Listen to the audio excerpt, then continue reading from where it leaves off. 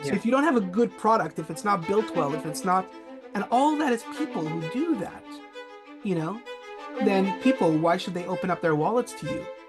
And then think of it one more step further. I'm going to leave it at that. Is that okay? So let's say they bought it from you, but are they coming back? Are they going to tell their friends Right. about you? Are they, are they going to sing your praises? Are you the only, I don't know, real estate agent, marketer, whatever you are, are you the only person that they think of out of the thousands that they know? Are you the first person they're thinking of?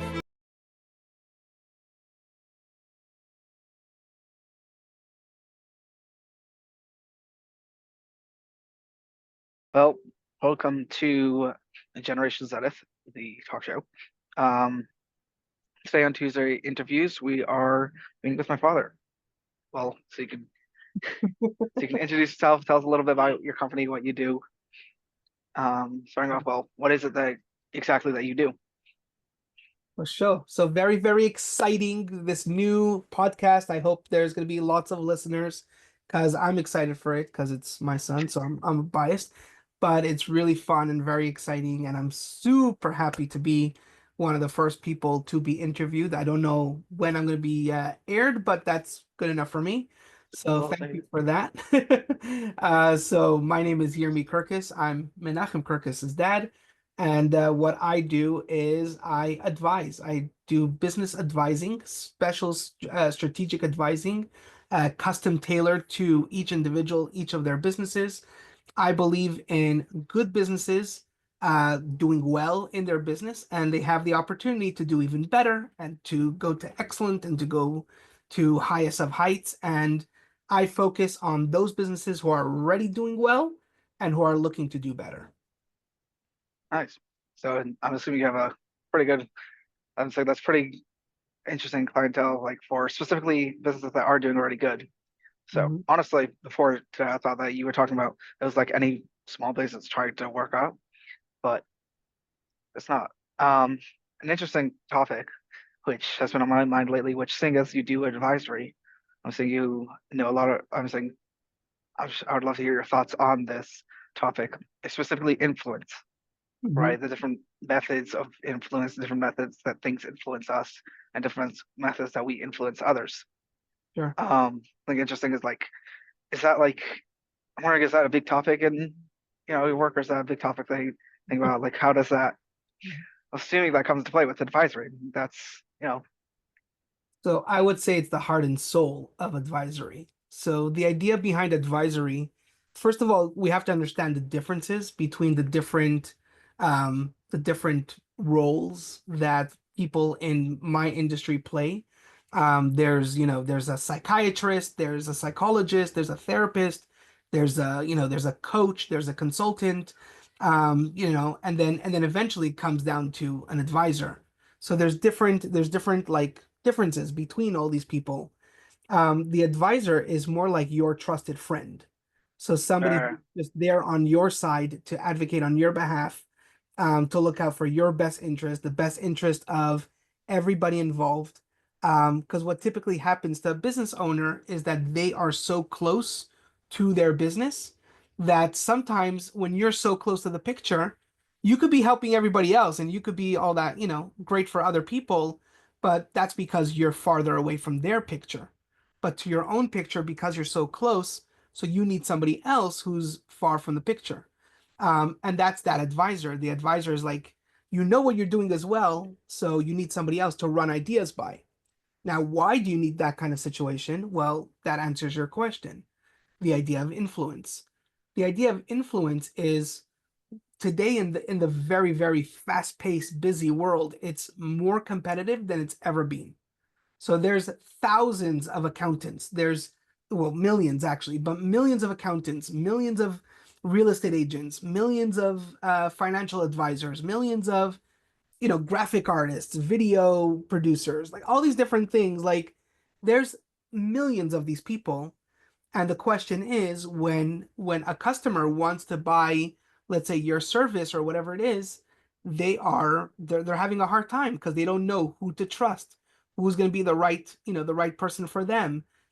People who are buying houses, for example, they need a good real estate agent. Well, Buying a house is the most biggest investment most people make in their lifetime. Houses are very expensive. So how do I know that the right agent will be the right person for me, that gets me the right house, that gets me, puts my best interest in mind in a sense? So all of it is influence. All of it is how could I, as a business professional, tell the other person, or influence them really, or we actually in psychology world it's called persuade them, to hire me and to hire my services. So it's a huge topic. Yeah, for sure. Something that seems a close topic to this seems marketing. Mm, There's a lot of saying advisory seems to be on the producer end, whereas marketing is coming from the consumer end. Meaning marketing, if I'm not mistaken, marketing seems to be bringing consumers into our product, whereas the advisor seems to be making the product something which consumers will want. Am I? Marketable. Yeah, yeah. So marketing is the next step. So let's say I work with my clients, I work closely with them in terms of marketing, in terms of sales, in terms of communication, in terms of product, if they have a product, so product development, if they have a service development, different things, right? So I work closely with them on a more global scale, let's say. But I'm very involved in their marketing, in their sales, in their, all the different elements. You have to have something that people want. You know what I mean? Yeah, So it's great that you're doing marketing, but what are you marketing? You know what I mean? yeah. So I play a role in that. Mm. Something which so here's how I think I mean, I'd love to hear your thoughts on this idea. Well, I think there's like three primary forms of influence, right? There's sort of the idea which seeps into our head, but it's not like an active, what we call subconscious, right? It's not really an active taking a role, actively changing, actively doing something in our head. Sort of like ideas that seep into our mind behind. So the fact, let's say that there's a hole here, right? It's gonna Hmm. get into the back of your, well, now that I'm bringing it up, it's not, it's in the forefront of your head. But before that, it was in the back of your head. Hmm. Um, what relevance it has might not be a lot, but the fact that there is, meaning it does give some relevance, right? So, and then there's a second step where, I mean, I don't like calling it step because they seem like different like balls, which it could go into ire. And either of them, I like calling it a trifecta, Hmm. which usually means horse race, but it's similar idea where there's three things that all are clutching at your your mind for influence. Second was like an emotional influence, right? What plays on your emotions a lot, which you see a lot with, I mean, with a lot of marketing we've seen for the last 4 years in the US. There's a lot of like, let's say the woke marketing was to play with people's emotions to get that out of them and to deliver that. And then the final way is an active idea. So when you see uh, a right now, if you would see an ad for coats, warm coats, you're thinking, well, I do need one because it is winter, right? Hmm. So that's a more active influence on your mind. I'm wondering how does do you come into play to try to make sure this business sort of is tackling all these different categories, or is there more category? Like, what's your idea on this Yeah, idea, and how do you come to play? 100%. So for example, like you mentioned, that pole that's behind, um, because of my expertise, even before you mentioned it, I saw it.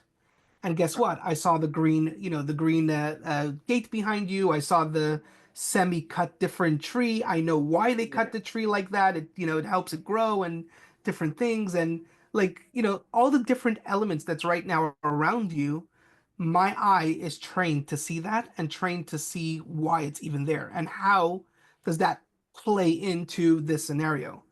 You bring up a very, very good point because all that is influence. All that is part of influence. And you're right, it's part of the subconscious.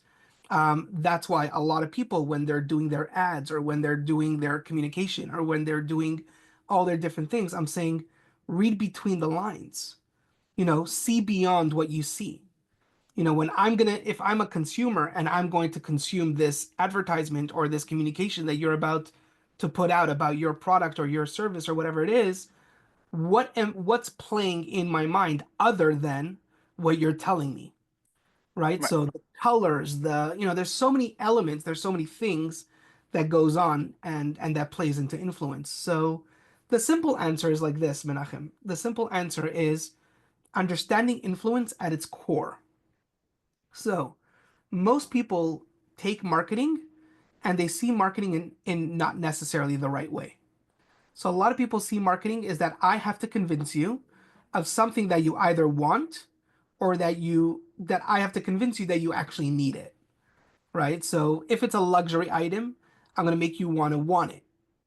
So I need a jacket, but do I need a $100 jacket or do I need a $10,000 jacket, right? Right. So it's two different kind of marketings in today's world, versus want versus need. Okay. So they're trying to convince you that this is what you really, really want. They're trying to convince you this is really valuable, right? Now, my job is to look at it from a different perspective. I'm thinking it doesn't matter what they want or need, because what people really want is they want their life to be better off with your product or service in their life. So, Right. whatever it is that you have to offer, they need to first feel that they're better off. And we call that psychological safety. And you brought up a little bit of politics and stuff like that. I strongly believe, and a lot of people disagree with me, and that's okay. But I do believe, and I have a whole argument to back it up, that politics and business don't play well. You know, Right. in my opinion, politics divide people, business unites people. Yep. So I strongly believe that, and I advise this to all the businesses that I work with, don't play politics. Just because Right. hashtag woke is working today, right now, it might actually work to your disadvantage later on. You know, Right. uh, It's just interesting because we because, actually see, like, as far as that specific topic goes, there's a Jaguar ad yeah, which had done a lot of, that have woke idea where there's not a car in the ad, um, versus the latest, what was it Volvo or Lenovo? I think it was Lenovo, where they had a car which was like where they was trying to show the safety, and it shows someone shortstop and in front of a woman, and they showed that the woman had a whole story of like about to have a um, baby, and the Lenovo ad played a lot better than the yeah, Jaguar ad, whereas 2 years ago it would have been reverse roles. yeah. But again, I just really believe that don't play politics because let's say woke worked, 3, 4 years ago, whereas now woke is not working anymore. So what are you going to do? Whereas well, at least, yeah, You're going to change everything. You're going to change your whole business model now, like, and right, there's so much damage control. These businesses pay millions of dollars to implement. Why go down that road in the first place? yep, So I try to look for something more middle ground. I look for in the advisory that I do, I focus on what is the benefit of the other person long term, the long term integrity, the long term, like, you shouldn't ever need a PR agency to come in and start fixing your problems, yep, so, and that's what initially I said. I only work with good companies. I don't work with people who are struggling, who people are like all over the place, like, let's grab the latest hashtag, let's grab the latest, coolest, thing or whatever. Like, that's just not going to work, the long term of your business and to attract, because the moment you go woke and the moment you go any of that, the moment you touch politics here in the US, you're right away eliminating about 50% of your market. Just that's like true. this. Doesn't matter which way you look at it. If you go politics one way or another, you are already eliminating 50% of the global of the national market. And that's More or less, detrimental to yeah, your business. yeah. Um, Something which I remember you spoke about a couple of years ago, um, was that you also like to play a role in, um, sort of like the environment of the company and the office in the houses. Meaning it's not just the forefront that we're looking at. We're also looking at the background. What is the environment that this business has?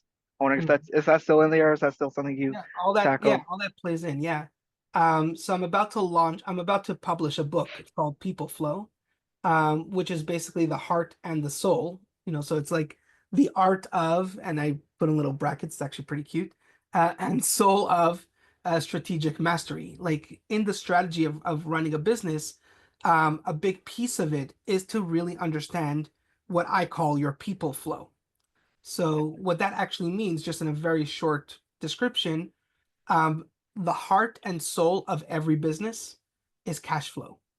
If you don't have cash in your business, if you don't have sales in your business, then you have no business. Okay. Right. So you can have great ideas, you can have great products, you can have great everything, but if you're not selling it, you have no business. Okay. Yeah. However, what most people make a mistake is that they only look to that till they're cash and that's it. And it's all about the cash. Are we making money? Are we profitable? Are we all that stuff? The problem is that they don't realize what is the heart and soul of that cash flow. What makes cash flow? And cash flow is people flow. So cash flow will only pay you in one kind of return. It's going to pay you in cash, in business, right? In money. But people Right. flow will pay you not only in money, but in fulfillment, in long-term, in longevity, in how your reputation, in so many different other ways, your people. So when I'm saying people, I'm talking about the people who are running your business, who are creating your products, Right. your vendors and your contractors who are, all the pieces that you're sourcing if you have a product, so you need to build that product, so you have to buy it from different people, right? If you're a service, then how are you promoting that service? So you still have vendors, you still have people that you're still dealing with. Eventually you lead to the people who are actually buying your product, you know what I mean? Those are the people who are opening up their wallets, and that's where the cash is coming from, okay? So Yeah. if you don't have a good product, if it's not built well, if it's not, and all that is people who do that, you know, then people, why should they open up their wallets to you? And then think of it one more step further. I'm going to leave it at that. Is that okay? So let's say they bought it from you, but are they coming back? Are they going to tell their friends Right. about you? Are they going to sing your praises? Are you the only, I don't know, real estate agent, marketer, whatever you are, are you the only person that they think of out of the thousands that they know? Are you the first person they're thinking of? So Yeah. all of these pieces come in together. And again, it's a major, major role in influence. So, and all I that think is that's a advisory. lot playing with. That seems to be a lot playing with the emotional aspect of it, where you want these people to have a really good experience, Mhm. emotionally speaking, when And they walk psychological. in. And Right. psychological. Yeah, both. Yeah. Thinking, oh yes, yeah. But um, right. So it's interesting is there seems to, what's called. Do you get involved at all with these companies' media? Let's say, like, or do you advise media? Do you just like? So I think like within media, there's like different. Obviously you said already you're taking care of marketing, but I think media. What about the media aspect, the forefront, the front page of what they're displaying on a day-to-day basis? Meaning they release ads every once in a while, but what Yeah. people are seeing from them straight up. What do you get involved in that at all? So I mean, yeah, I mean, again, I'm not a decision maker in that kind of Right. way. Most people, what they do is that, hey, we're planning this ad, or here's three different ads. Do they hit the criteria of what you teach us, let's say? What you Yeah. tell us, that we should look out for. So I look at for a couple of things, okay? So number one, on a perspective of marketing, I tell people focus first on the outcome of people consuming your product. The last Okay. thing you focus on is your product, but first focus on the outcome. So, for example, in my situation, right, I work a lot with real estate agents, right? So, real estate agents, what are you hoping that your buyers or sellers are going to get at the end of the experience, at the end of what we call, the customer journey or the client's journey, right? So, at the end of the line, how does that person walk away? How have they benefited? So, for example, they benefited by having a nice house, by having, their dream home, their all that stuff, right? So they're so much happier. And they're happy because they did it without compromising their integrity. They worked with a really, really, a very trustworthy real estate agent, let's say, right? Yeah. So what I'm providing, the service that I'm providing to the agent is the honor and the integrity. The agent is providing his or her, buying, let's say the buyer with a great home without compromising that integrity, right? So Right. that's, let's say, what we focus on, and then we move backwards, and then how we deliver all that, right? but focus first on how does the other person feel by consuming your product. So that's number one in terms of marketing. In terms of communicating that marketing, there are four things that we're looking for. That's why I corrected you. That, here's where the psychology comes in, right? So Right. the first piece is emotion, right? Here's how I feel after working with you. Now, how do I get to there? Okay. So the psychology comes in and says people are asking themselves four questions at any given time when they are interacting with you. Four questions. This is what's going on in their brain. There's also four different elements in their brain that play, and I'm not going to get into the details because we're not going to get Yeah, we scientific on all you. But the simple answer is like this. Number one, the first question they ask, am I safe? Is this person just trying to sell me on something? Is this person trying to take me on a ride? Like, what's this person trying to yeah. do here? Is he going to take advantage of me? So the first question is, am I safe? Second question is, am I heard? Does this person take the time to even see if I even need what he's selling, if I want what he's selling, like does he take the time to listen to me, my needs, my wants, my desires, my ambitions, my goals, is it about me, right? Right. Is it just about them trying to sell me and trying to, make themselves rich, or is it, really making my life better? So, is it am I heard, right? So am I safe? Am I heard? Number three is what's in it for me. So if they are listening to my benefit, is it really beneficial for me? And then the last piece is, am I inspired? So, wow, he really cares about me. Wow, he really has something that is really good. Like, I'm so inspired, more than motivated, by the way. I'm really, really inspired. I love this guy so much. I only want to work with him and I want to tell all my friends about him. Right. Right. So that's how that works. So that's the emotional and psychological component of, let's say, what I bring to the table, what I bring to the Right. forefront for the person to understand that these play in, and this works for why would people work with you? Why would people be your vendor? Why would people want to buy from you? Why would people want to bring their friends and family to you? All that element. Yeah. So that's the whole advisory component. Did you, yeah, it's just because you mentioned am I safe and am I heard? That's two separate things, which just shouldn't we? Because those seem to go hand in hand a lot of the time. Hmm. I mean, there seems to be a lull because I'm saying you're gonna if they're gonna keep you, say if they're not trying to exploit you, usually they're going to listen to, or maybe vice versa. If someone's going to listen to you, I'm, Hmm. I'm assuming they're not listening to you just and they're listening to you towards, you know, getting you what you want. That means they're not. That means you're safe, right?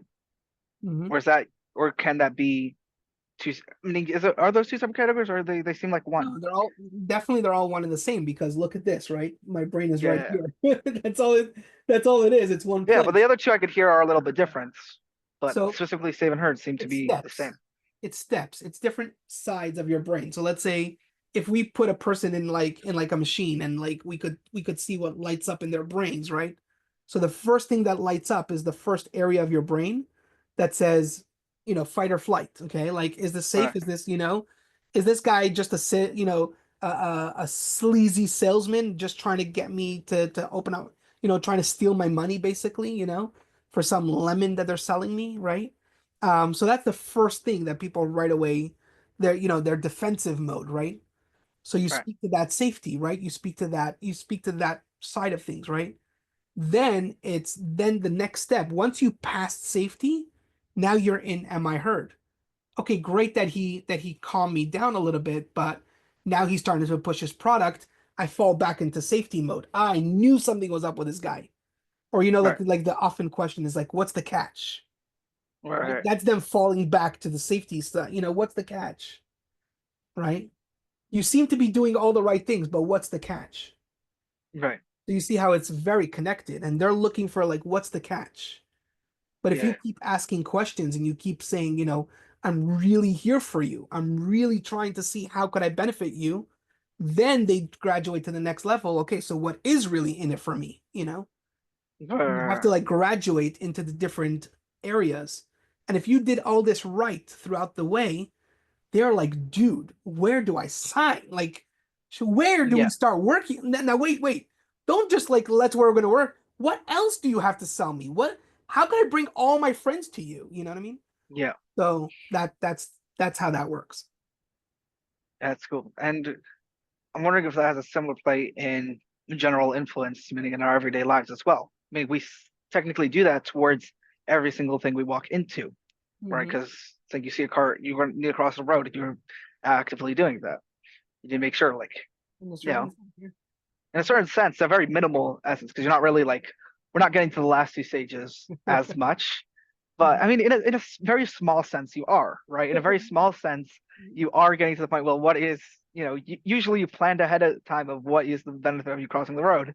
But, and you know, I'm saying in a very small, minimal sense, we are going through those four things. But I was like, it doesn't always only just apply to business. It can apply to lifestyle as well, I mean, right? that's how our Towards, brain, yeah, our brain is definitely wired that way. I mean, let's play it out just for fun, okay? So I'm crossing the street. Is it safe? Is there a car there, right? right. Okay, I think it's all right, right? So Yeah. I'm gonna cross the street. Am I heard means like, is it red? Is it green? Is it, like, Yeah. you know, Does it, is it like in an area where people are going to see me walking you across the know, road? yeah, so I'm okay. Okay, I crossed the road. Great. Yay. So what's the benefit of me crossing the road? Because let's say I get I to need to go get to across the the street to store. the ice cream, yeah, to the ice Or cream store, yeah. whatever. I want to get my ice cream. So that's a huge benefit. Woohoo! I made it to the ice cream store. Look at me. I crossed the Yeah. road. Yeah. And you So can tell people, I'm saying you'll tell that's people that road's usually, I mean, if someone asks you, hey, is that road safe to cross? It's like, well, yeah, I did it. I did it safe. I did it sound. I did it. All right. yeah, I You mean, know, this is exaggerated, but effectively, yeah. and I'm saying Our brain works we that do way. that in a very minimal aspect. Sure. Yeah. And then business just bring that, like, it's a bit bigger. Because, I mean, we are dealing with things a bit bigger. But I think I'm I saying think yeah, go ahead.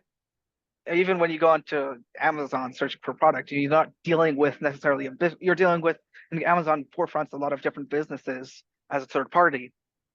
But I'm saying so all you're dealing with really is Amazon. Amazon has a reputation already being safe and whatnot.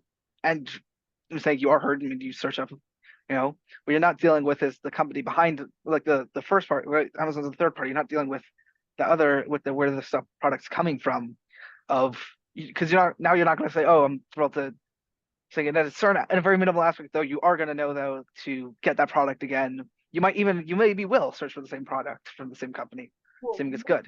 most people when they go to Amazon, they're reading the reviews, they're reviewing, Right, and then they're basing it based on their, on how they feel after that right, review. Is it an exaggerated review? Do I really believe that review? Who's this person who's reviewing this? Are they, you know, but even more people are buying because oh, my friend bought it, you know yeah, like a lot of people, that's how we tell people that's how we buy from things. Liam, my wife, she has her whole influence in the homesteading world, and everybody's asking her, oh, what's the products you're using for this and that, and she gives them a link and she says, and Amazon is super cool because Amazon gives you a percentage of that, but for sharing that link, Amazon will give you a percentage of that.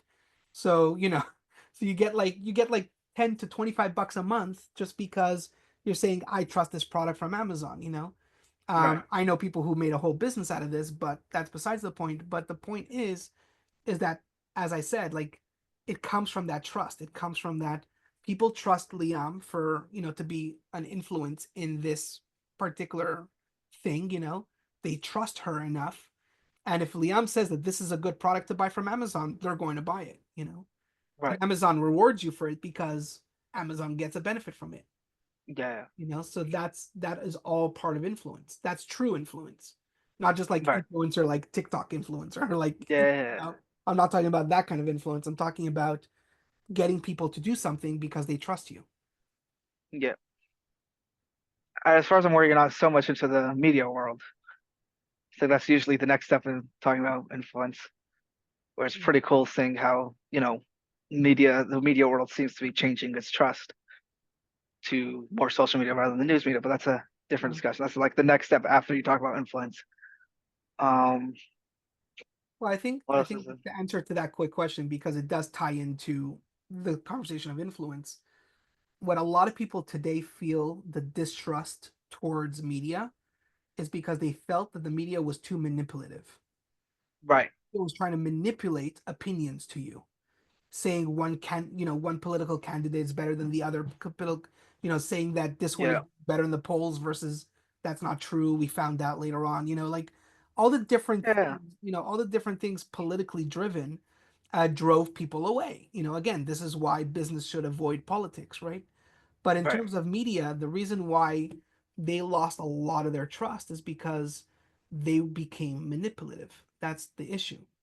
And Something that manipulation uh, touches it's a form of influence, by the way. So right. influence is a dangerous, it has two sides of a coin. It has a plus and it has a minus, right? Yeah. What we're talking here, until now, we've been speaking about what's called ethical persuasion. So these are ethical, this is persuasion for the benefit of somebody else. The flip of that coin, or unethical persuasion, is what we call today manipulation.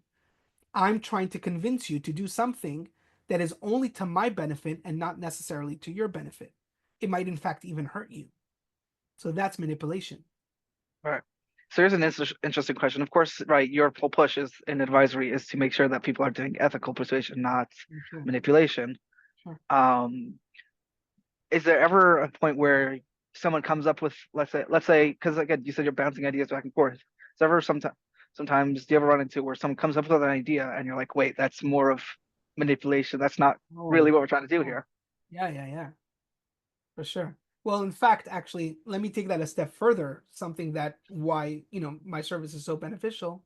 So there was a CEO, there was a lady CEO of a company, and she wanted to build her company and take it to that next level. A lot of the people who are coming to me, they succeeded up until a certain level. Now they want to grow, right? They want to Right. take it to that next level, right? Um, so she came to me and she said she needed a certain investment in her business, and she had a certain investor that wanted to invest in the business, and she wanted to run the idea by me. Okay, so in the beginning, it sounded great. I was like, yeah. So what's the problem? I don't get it. Like the investor wants to give you all this money. That's great. Like go with it. He loves you. Like he loves what you're doing. That's great. Why wouldn't you Yeah. take this money? But guess what? After 2 hours of conversation, I suddenly figured out. Well, I was asking her a million questions. Obviously, I was asking her a lot of questions, and Yeah. one of those questions of like, wow, this sounds great. Why not? What's holding you back? Right. What's your question, right? So through I this think little, influentially there was something subconsciously they're ticking off. yeah. So something was not sounding right to her, and she wasn't presenting that until, through 2 hours of conversation, where at the end we found out that she doesn't even know who this investor is. This investor is being represented by somebody else. This investor is like hiding from the law or something like that. And it almost sounded like money laundering, is what it sounded like Right. to me. And I was like, it's nice that somebody wants to give you all these millions of dollars, but this is what it's sounding like to me based on all this information that you gave me over the course of time. In the beginning, it sounded great. But then Yeah. as we dug and as I asked, very, very what I call constructive, objective questions, we're getting to a point here. Um, we realized that something was just really, really not kosher here. Something was Right. really off, and I was really genuinely scared for her. And I told her, listen, if you go down this road, I don't know. I don't want to predict anything. I'm not a lawyer. I'm not, I don't want to predict, but you may want to consider even talking to a lawyer, even, but this sounds like, prison is down the road from here, like Seems fishy. be careful. Yeah. Like Yeah. if I were you for the integrity of what you're doing, the integrity of your clients, the integrity of everything, based on what you told me after 2 hours of conversation, I would not touch this with a 10-foot pole. Does not sound kosher to me. Right. So I've recently followed up with her. She didn't go down with this deal. She didn't anything. She ended up going another way. It wasn't to the growth that she wanted. It wasn't the millions of dollars that she was trying to raise. She raised much less than that, but she's so much happier. She could sleep at Right. night. She's growing slowly. She's gonna get there eventually, but Yeah. but she's slowly growing. And at least she's protecting herself, and she knows that she doesn't have that risk of somewhere down the line getting hurt in this kind of way. Very, It's very important. These things are so important. People don't realize it.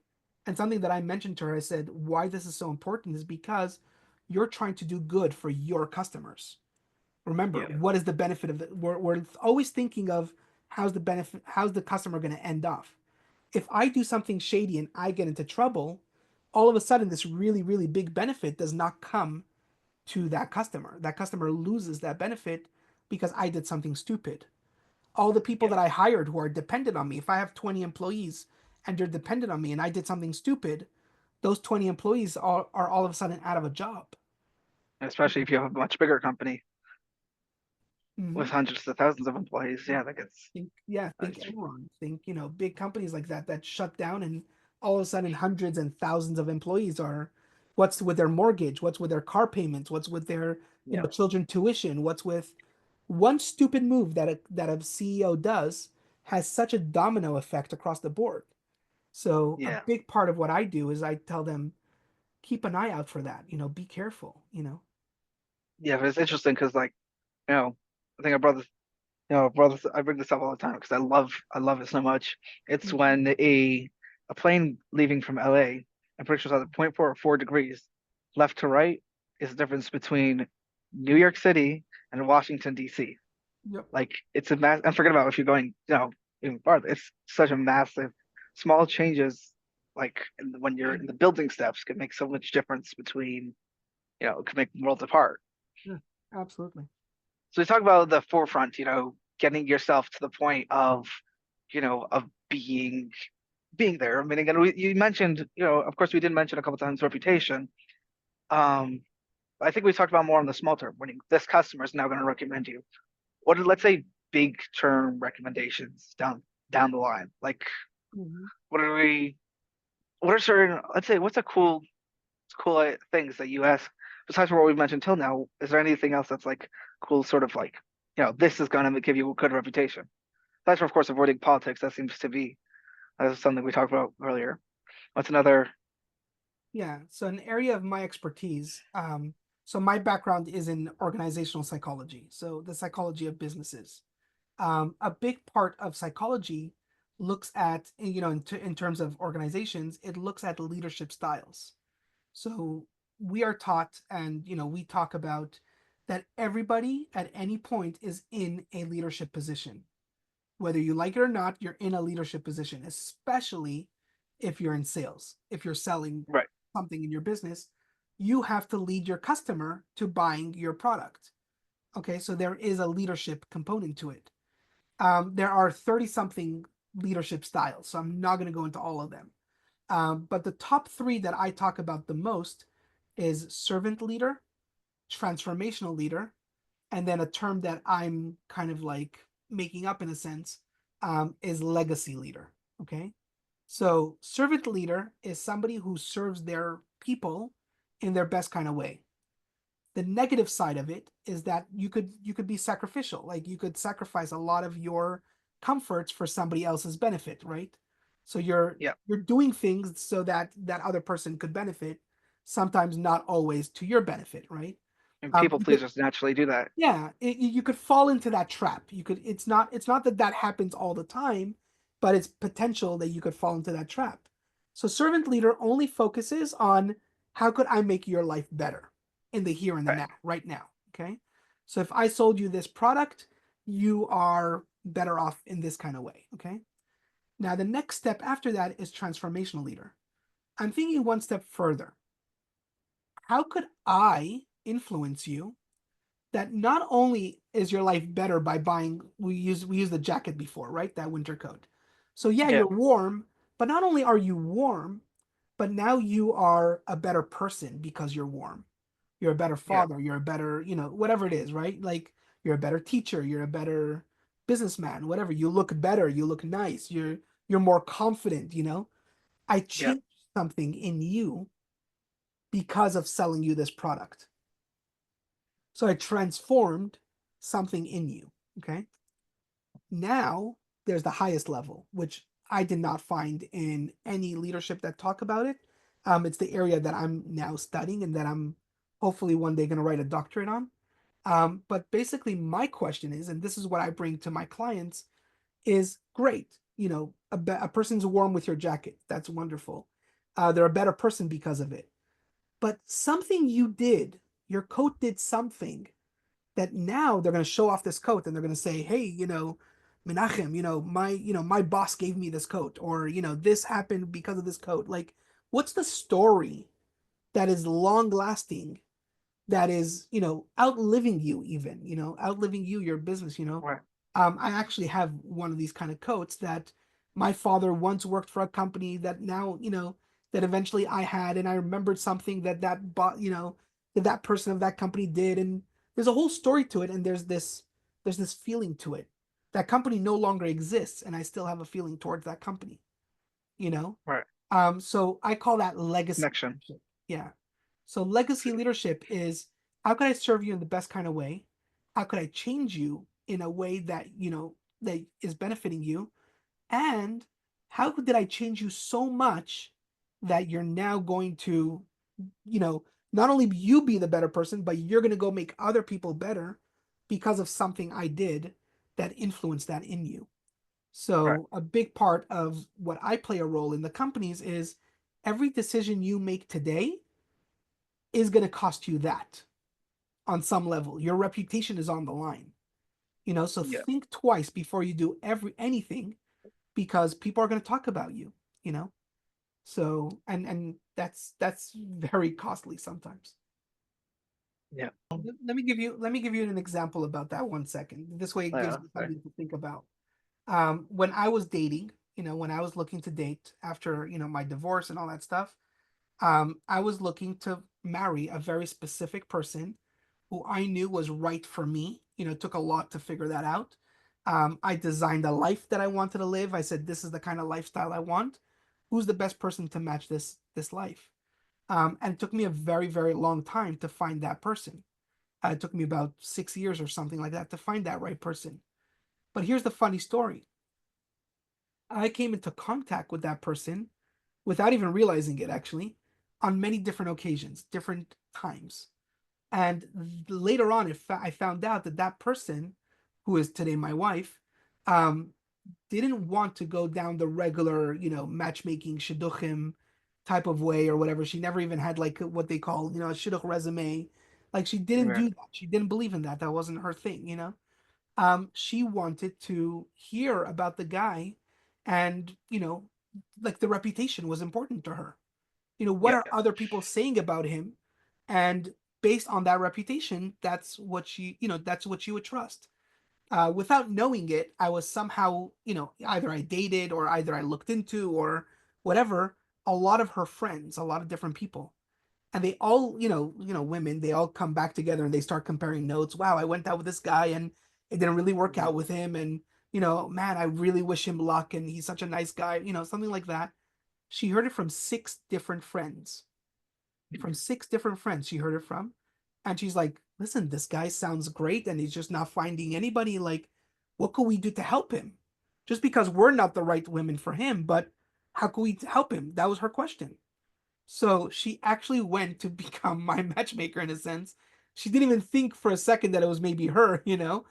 But, Yeah. over time, obviously, as we got to know each other, we were like, maybe. And then Yeah. it ended up that we got married with each other.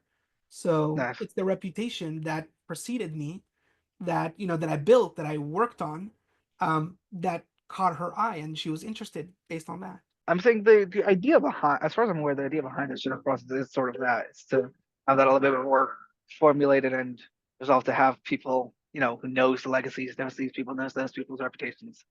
And so that's sort of, as far as I'm aware, that's sort of the idea behind it. Um, but what's it called? It's just the thing is that these lots of time, lots of time when even with meeting friends, meeting when or people who eventually become your business coworkers or people who you eventually become friends with, I always hear stories all the time, and I think this happened to me a couple times where it's just people who I've met like once or twice, but I think that influence somehow in the back of our minds, subconsciously and even emotionally then, and it's coming back up, where that's where so then when you bring it to the forefront, when you start thinking, actively or consciously about the prospect of working with this person, being friends with this person, whatever it is, it those ideas that were laid in the back of your mind come to the forefront. 100%. Yeah. So like, It's all in how you conduct yourself. It's all in how you behave, I have actually two examples of that. So it happened to be very recent, like in the last couple of weeks. I was in a like a room and we were talking and different things. And in that room happened to be there were two prospects, two people who I've been working on to be potentially clients. So there were two prospects in that room, and we were talking different. Like it was a general room. They just happened to be in the room while we were talking, and so I brought up something and whatever, and then somebody else randomly asked a question. Hey, how do I do such and such? Out of nowhere, three people in the room said, "Oh, you should talk to Yermi. Like, Yermi's your guy."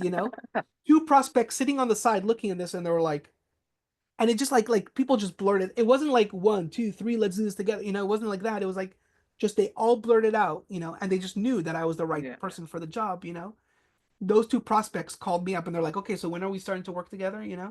So yeah, other than now I have another prospect, the guy who asked the question, you know what I mean? yeah, So that's one example. A second example was my very ideal client, my top, like my dream the client, dream client. Yeah, right? Is not somebody typical who I would reach out to and say, "Hey, I'm great and I really help you." And that kind of person who is my dream client, the personality that they have is that they only work with people who they heard of. So right. based on reputation, okay? So if they heard of you, they'll work with you. They have to like Yeah, you before they liked you. You know what I mean? yeah, Um, so I was for 5 years, I never even got one client like that. I had a very hard time. Fine, yeah, this is the hardest client, okay, and it's a yeah. reason why they're Obviously, my dream client, okay. yeah, These are the people who don't fight you on price. These are the people, these are the best. This past week, a guy reached out to me, very famous, actually a celebrity, reached out to me and he just told me, he said, I heard your name from three different people in my network, unrelated to one another. They all said, you should look into this Yermi guy. You should look into this Yermi guy. And he on his own reached out to me and said, who are you? Like, what is it? Why are my right. friends talking about you? What is it that, and they're all telling me to talk to you. Why? Like, what is it? And we Yeah, just had conversations and stuff. He's not yet a client, but we're working on it and we're just getting to know one another and we're looking. But if this becomes a client, this is everything I'm building. yeah, I mean, but it just goes to show why I'm sharing that is that it's all in the reputation. You have to yeah, build yourself. What I call, when you're meeting people on a business perspective, not just as friends or, not in a social environment, but on a business perspective, you are looking for people who are your income producing connections. Okay, yeah, so these are income producing, these are very strategic. Again, another thing I teach people, you have to look at people in three categories, either as potential clients, I don't know when they're going to be your clients, but potential clients, potential referral partners, right? These are people who come in contact with your dream clients. Okay, yeah, so in other words, that's how I found that guy, right? So I just have friends who are in his network. They come in contact with yeah, him. And then the last one is collaborator. So people who are serving your clients as well. So think of like a real estate agent and a mortgage broker. The real estate sells the house, the mortgage broker helps you fund the house, right? They're not allowed to do the same job one another, but they work with the same buyer, right? So, hey, I'm a mortgage broker, I have a great real estate agent. Hey, I'm a real estate agent, I have a great mortgage broker. yeah, So those are all income producing connections. And every move you make, you have to really impress those people because they'll talk about you, guaranteed. yeah. So it's interesting is, of course, I love the idea of, like I said, I've been thinking of influence for a while. The trifecta idea only came to me recently, but I've always loved the idea of the different like influences, even though I didn't know that that was the idea, Mhm. but was and the reputation, like those two things. I guess it's finally putting idea thoughts to words. What's interesting is like I've always talked to, different teenagers my age, and they asked me, because I do a lot of different creative things. This is, Generations, it's just one of them. Hopefully Mhm. Tomato Studios comes soon. My music's out there. Hopefully Yeah. releasing some more music, some good stuff. Some, Mhm. some good stuff we have planned coming out soon. Hopefully, whatever. Gotta work on some things, No, it's but coming out. it's Okay. coming out. It's coming out. Whether that means in the next few days or the next couple of weeks or the next couple of months, we'll see. Whatever it is. Yeah. Um, but what's interesting is so I have had a couple of kids ask me, what is it that drives you to all this? And I love saying is vision. Like Hmm. picture yourself as your dream person. Who this is why what is sort of important about people we idolize is because they have different aspects of things we wish ourselves to be. 100%. So something which is cool is to envision yourself in that end state, right? Where you have that reputation, where you have that sort of influence on people on your surrounding, or if you're not that kind of person who wants influence, I mean, imagine yourself and vision yourself in that kind of end goal. And I sort of I've talked to this we talked about this was in August with the goal plan vision, right? Hmm. Where the goal is, what's the end goal? What's the end idea? Where I'm finally going to be, like you said, this client who comes to you and starts working with you because they want to work with you and not because you necessarily want to work with them, more because they reached out to you, they found you, and they want to work out with you. Um, that's sort of the goal, right? And then the plan is how you get there. So the advisory, what you've done till now, the past couple of years, has always been to towards building that, and then finally is the vision, which is that you are working like I'm assuming you have visions of when a client comes and calls you, what's going on that phone call, right Hmm. down to the details. And I think that's important to have, even though you have to understand flexibility, right? So the goal of having the end goal of having that client is not flexible. That is the Hmm. purpose of the advisory, where people come to you because they found you. That's not flexible. That's the whole purpose of it, as far as I'm aware, right? And then the plan of how you get there, that is mildly flexible because I mean there's 1,000 different routes to get there. How do you get there? So, and you've gone on the journey on one of the plans of one of what has been the journey of your advisory. And then finally the vision, which has to be the most flexible, because when you pick up that phone call, you have no idea what the guy's going to say. You're not entirely sure. Most of the time, people aren't entirely sure what they're going to say, right, to that client, and that always depends on what it is. But the ideas should always. I still think that's very important to always have those, even if it's not necessarily with flexibility. It's always important to have those ideas. Yeah. Um, I'm not going to disagree with you. I'm not right, disagreeing with you. What I'm just going to modify a tiny little bit. Just this again, this is my opinion. I'm not saying you're wrong, God forbid. My opinion is that there's something in Chinese, it's called yin and yang. Or right, in Hasidus and in Kabbalah and whatever, it's called the Tzavim Vayelech. It's taken from the Parsha of Nitzavim Vayelech, where you have to have this kind of like dual dichotomy working. Okay, so I love what you said about the goal, the plan, the vision, right? The goal should be like solid, right? rock solid. This is what I want. This is what I feel that this is my purpose in life. Okay, I call it purpose. So this is my why. This is why I exist in this world. This is my avoda, let's call it in Jewish stuff, right? This is why I'm here and this is what I need to do. Okay? How I do that, that's flexible, okay? Right, So nitzavim, right? Fact, like this is nitzav, this is standing, this is firm. Vayelech, I'm moving around, I'm walking around. So I could do that, right? But then you got to come back to firm, okay?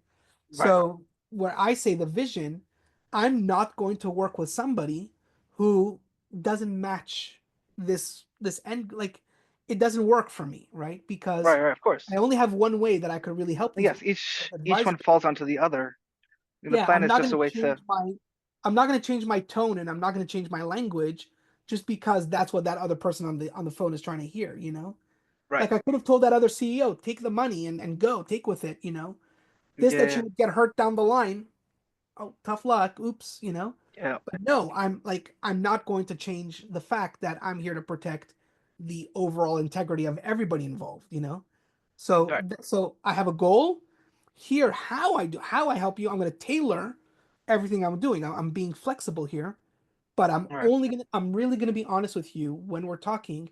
I either could help you or I can't help you. It's that Yeah. simple, you know?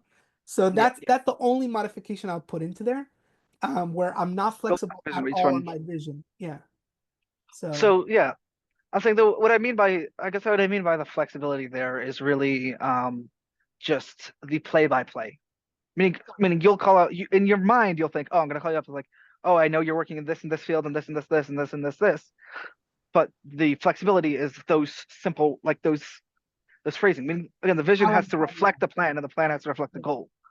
What's sure, flexible is how that plan reflects the goal and how that sure, vision yeah, yeah, reflects it sure. in a play by play.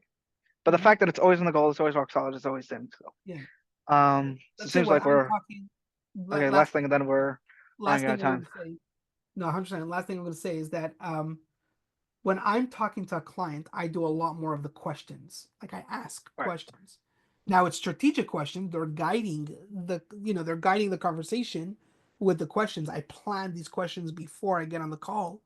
But I'm really, really looking for what can I really help these people? Can I or can I not help? And Yep. do we match each other? Are we on the same page? Remember, I'm not looking for people who are struggling. I'm not look right. So they have to Yeah, yeah. answer basic questions, right? I have about 15 questions that I ask people. Sometimes it takes them an hour, sometimes it takes them 90 minutes to respond all to all those questions, right? But we are so thorough in how we find out, right? Because I have that vision and I have that goal that is so solid, right? But what you Yep. just said, those questions are not like I have the same questions for everybody, you know? Right. I ask styles of question that is the same for everybody. I have 6 styles of questions that I choose from, but it's based on how the conversation's going. Yep. I will know to ask about this and I'll know to ask about that. And when I'm designing the questions, I have like a template that I use, right? But those questions are not the same for everybody. It could be so Right. dramatically apart because that's that flexibility.